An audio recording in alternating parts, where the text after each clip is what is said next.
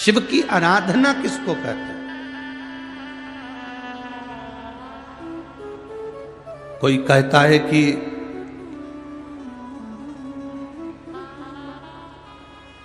क्यों भटक रहे हो, क्यों जा रहे हो यहां वहां। हम कहते हैं तुम भटको भी मत, कहीं मत जाओ।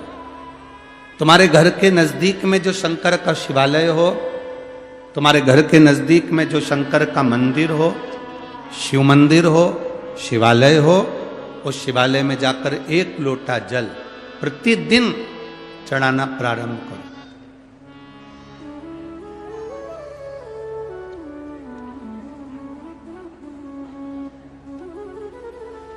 जो प्रतिदिन भगवान शंकर के मंदिर में एक लोटा जल समर्पित करता है, उसका हाथ महादेव पकड़ लेता है, फिर ऐसे ही नहीं छोड़ता, उसको मंजिल तक पहुंचाकर छोड़ता है।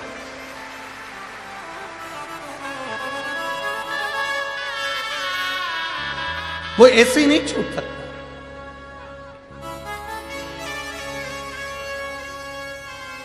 आपने अगर उस पर भरोसा करा है,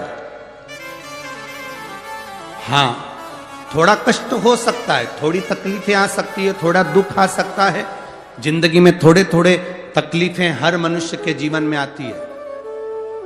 कोई संत, कोई साधु, कोई गुरु, कोई ब्राह्मण, कोई बहुत बहुत बड़ा महाराज भी अगर तुमको कह दे कि उसकी जिंदगी में दुख नहीं है, तो समझ लेना कि झूठ बोल रहा।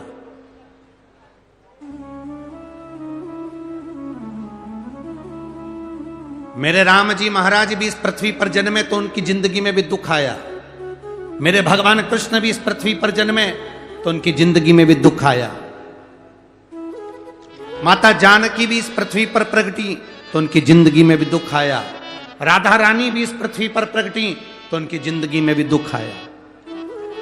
संसार में अगर जन्म लिया है, मृत्यु लोक में अगर तुम पैदा हुए हो, पृथ्वी पर अगर तुम आए हो, तो तुम्हारी जिंदगी में दुख ये नहीं कि नहीं आएगा। हमारे पूर्व के कर्म के अनुसार हमारी जिंदगी में दुख, हमारी जिंदगी में तकलीफें आती है, पर वो दुख मिटेगा कैसे?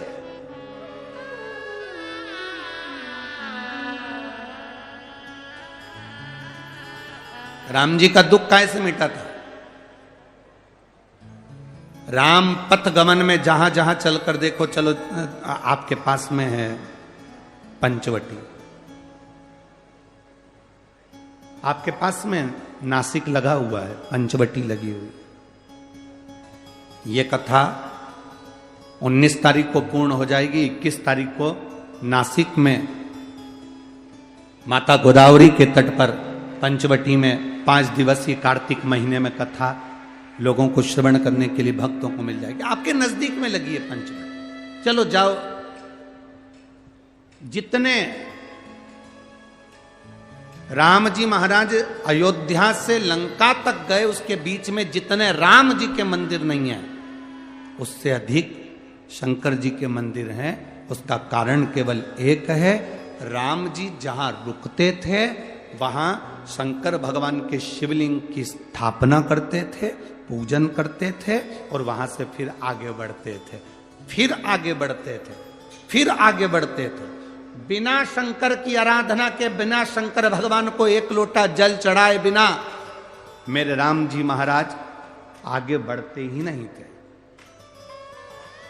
भगवान कृष्ण के जीवन का चरित्र उठाकर देखो, मेरे ठाकुर जी का नियम था, एक लोटा जल चढ़ाए बिना कृष्ण आगे बढ़ते नहीं थे।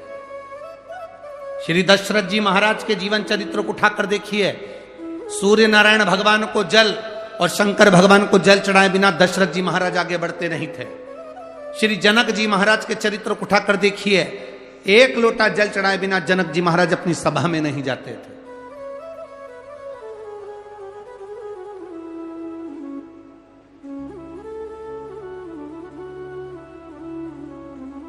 थोड़ी जिंदगी में तूफान आते हैं, कष्ट आते हैं, दर्द आता है, तकलीफें आती हैं, पर तूफान आता है तो पता चलता है ना कि मजबूती कितनी है। अभी पता चला, चला कि नहीं चला? अरे बोलो तो जम के।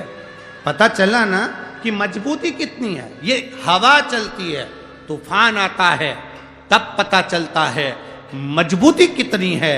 उसी तरह दूसरे धर्म के लोग तुम्हें डिगाने के लिए आगे बढ़ते हैं, पर तुम्हारे भीतर का सनातन धर्म दिखा देता है कि मजबूती कितनी।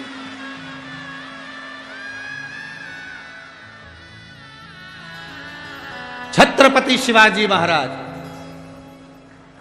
जिनकी माता ने कहा कि बेटा सामने किला है और वो किला मुझे चाहिए, शिवाजी कहते हैं माँ क्या बात करती हो, ये किला वहां कितना कितना सैनिकों का बल भरा पड़ा हुआ है और मेरे पास में कुछ भी नहीं है, मेरे पास कुछ भी नहीं।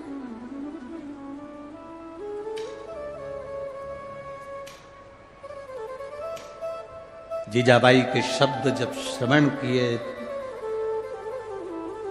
छत्रपति शिवाजी महाराज को छत्रपति का संबोधन स्वयं उनकी माता ने दिया है, स्वयं उनकी माता ने।